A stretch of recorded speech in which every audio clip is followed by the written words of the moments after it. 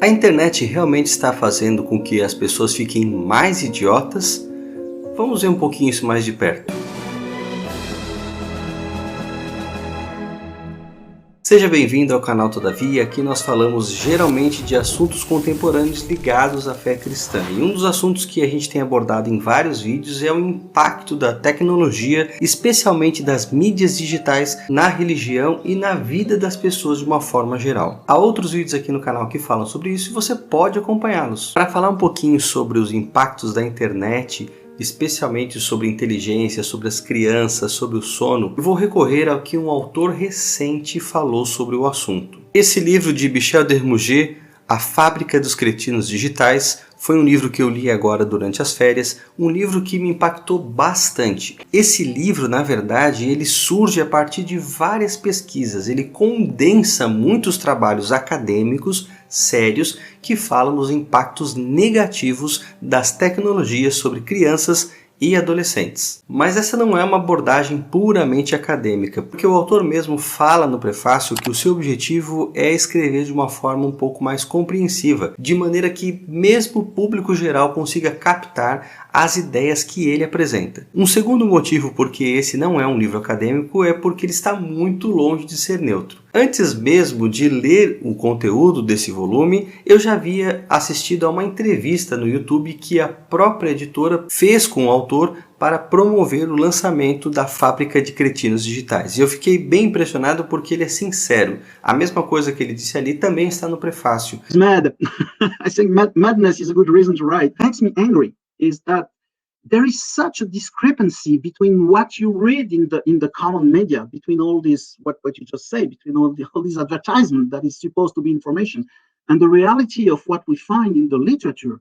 E ele fala da sua raiva, da sua indignação. E muitas vezes isso extravasa no livro por meio das suas ironias, das suas comparações, da forma como ele reage a essa indústria que nos vende a ideia de que as tecnologias digitais são realmente benéficas. Da mesma maneira como a indústria tabagista e outras indústrias bastante questionáveis, as big techs querem que a gente acredite que quanto mais uso do computador, das telas, mais inteligentes e mais preparadas para o futuro ficam as crianças. O problema é que isso contraria todos os estudos sérios que têm sido publicados pelo menos há mais de uma década. E Dermouget nesse livro começa a desconstruir esses mitos criados pelo marketing. A primeira coisa que ele questiona é o mito do nativo digital, aquela pessoa que é multitarefa, que é adaptada a navegar na internet como se todas as gerações anteriores fossem incompetentes para lidar com esse mundo novo. A sua objeção está baseada no funcionamento do cérebro, afinal essa é a área do autor. E ele estabelece que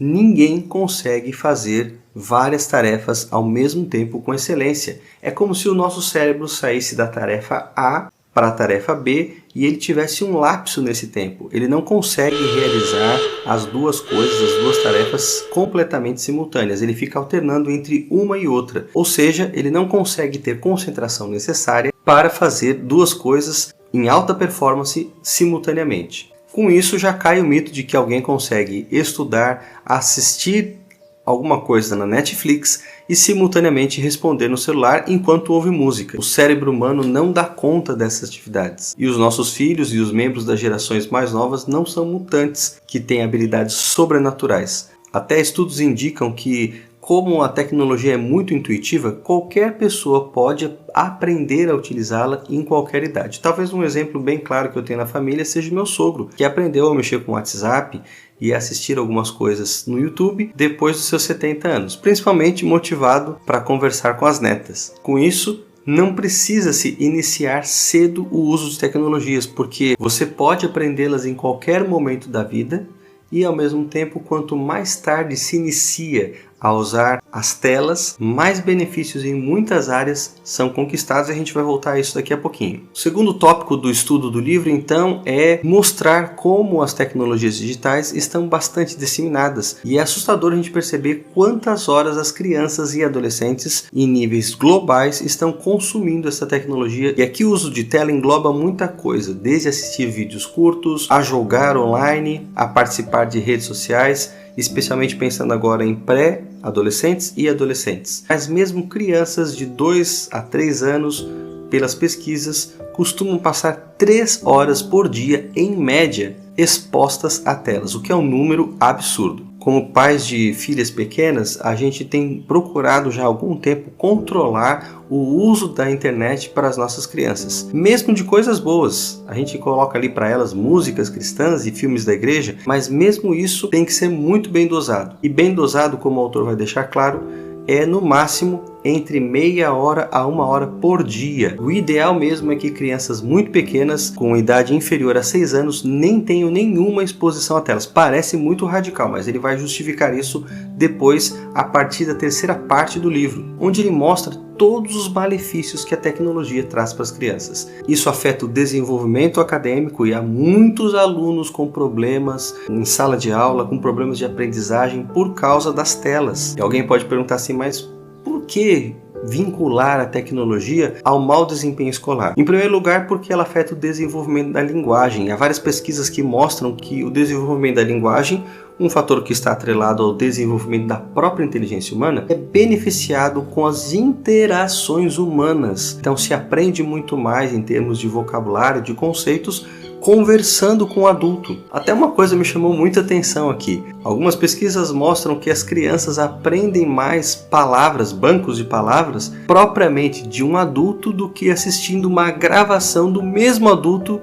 instruindo e falando aquelas palavras. O olho no olho, a interação, o contato pessoal conta muito. Outra coisa que é muito importante é manter a interação com as crianças mesmo no momento em que elas estão assistindo a telas. Em outras palavras, a tela não pode servir como uma babá. Enquanto a mãe ou o pai fazem alguma coisa, a criança fica lá se entretendo assistindo algum vídeo. O ideal seria que os pais assistissem junto com as crianças e reforçassem ou criticassem os conceitos que são apresentados ali. Além disso, o uso de tecnologias afeta as horas de sono, razão pela qual não apenas se deve evitar o uso de telas próximo às horas de dormir, mas também deve-se usar menos, porque quanto mais se assiste durante o dia, isso acaba subtraindo minutos do tempo de sono. Isso sem contar em outras questões associadas às telas, como, por exemplo, sedentarismo, obesidade, desequilíbrio emocional, o vício compulsivo, o aumento da agressividade e uma série de outros transtornos. Quando eu lancei o meu livro Explosão Y em 2013, eu já havia lido o trabalho de Nicholas Carr,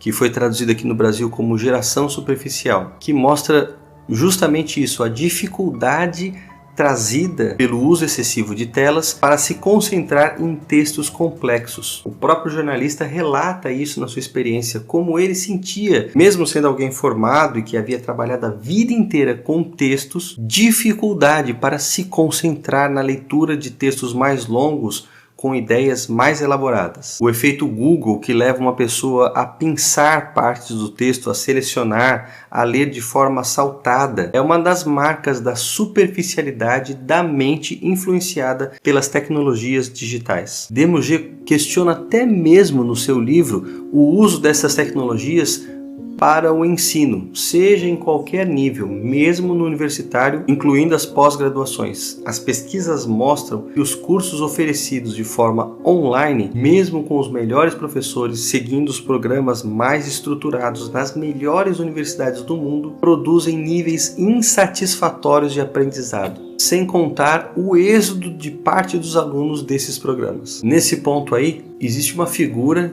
que tem sido desvalorizada em meio a essa revolução tecnológica, mas que é exaltada na obra de Desmurger: a figura do professor. Ele continua essencial na opinião do autor e nenhuma tecnologia vai substituir o papel do professor presencial. É difícil falar isso em época de pandemia, quando em alguns lugares você não tem aulas presenciais e por uma necessidade se recorre às aulas remotas em diversos formatos. Mas o ideal mesmo é ter o professor em sala de aula interagindo com o aluno. O tipo de experiência de aprendizagem proporcionada por isso é superior a qualquer iniciativa de aula remota, de qualquer transmissão de conteúdo, videoaulas ou EAD, falando aí em nível universitário. Os dados apresentados de forma bem conclusiva do livro de Desmogé chocam-se com outros livros e outras propostas bastante propagandistas que mostram os benefícios supostos da internet. Eu tenho, por exemplo, aqui um trabalho bastante otimista, A Nova Era Digital, que não à toa foi escrito por pessoas ligadas à marca Google, que apresenta as benesses da tecnologia como se de fato estivéssemos vivendo o admirável mundo novo, quase um paraíso tecnológico na Terra. E eu posso me lembrar também de outro livro chamado Geração Y, escrito por Sidney Oliveira, um livro que apresentava essa geração como composta por líderes, pessoas altamente tecnológicas que já tinham como valor máximo trabalhar em equipe. A maneira como Sidney Oliveira fala dá quase a impressão de que um pai, ao visitar no berçário o seu filho recém-nascido, já o encontrasse interagindo com outros bebês, como se isso fosse algo inerente a essa geração. Eu me recordo que a sensação que eu tive ao terminar de ler esse livro, que exaltava a geração de jovens, conhecidos como nativos digitais, foi mais ou menos a seguinte: esse homem nunca entrou numa sala de aula. Trabalhando com adolescentes por cerca de 15 anos, eu consigo perceber claramente as dificuldades, os problemas levantados aqui pelo livro de Desmogé. Obviamente, o problema ganha uma dimensão, é aprofundado por meio de tantas pesquisas, de maneira que a gente consegue entender as razões e os efeitos maléficos da tecnologia sobre as crianças. Em nenhum momento Desmogé fala mal da tecnologia em si ou tem uma postura contrária aos avanços digitais. Ele enfatiza que todos os benefícios que existem, e são muitos, nas áreas médicas, mundo acadêmico, com respeito às informações, em tantas outras áreas, eles não compensam os malefícios trazidos para crianças e adolescentes. Mesmo porque adolescentes e crianças fazem uso recreativo das telas. E aí está o grande problema. Então é o tipo de conteúdo consumido que traz todos esses problemas vistos numa geração cada vez mais superficial. Você percebeu que ao longo desse vídeo eu mencionei vários livros e eu quero deixar claro que todos eles vão estar à sua disposição através de um link especial de compras desse canal. É uma forma de você se aprofundar nesse tema e também de ajudar o canal a continuar o seu trabalho. Toda vez que você adquire um livro por meio do nosso link, você está colaborando com o nosso trabalho. Outra coisa que ajuda a colaborar com o nosso trabalho é deixar o seu like e, no caso daqueles que já têm visitado recorrentemente o canal, inscreva-se. É o melhor caminho para você continuar recebendo, especialmente se você acionar a opção todas as notificações. Aí de fato você sempre vai estar informado toda vez que a gente produzir alguma coisa nova aqui no canal. Mas e aí, o que você pensa de tudo isso? Você concorda com a perspectiva de Desmogé? Você vê realmente os problemas levantados pela tecnologia? Não se esqueça de deixar aqui nos comentários a sua opinião. A gente se vê na próxima semana. Um forte abraço. Deus abençoe você.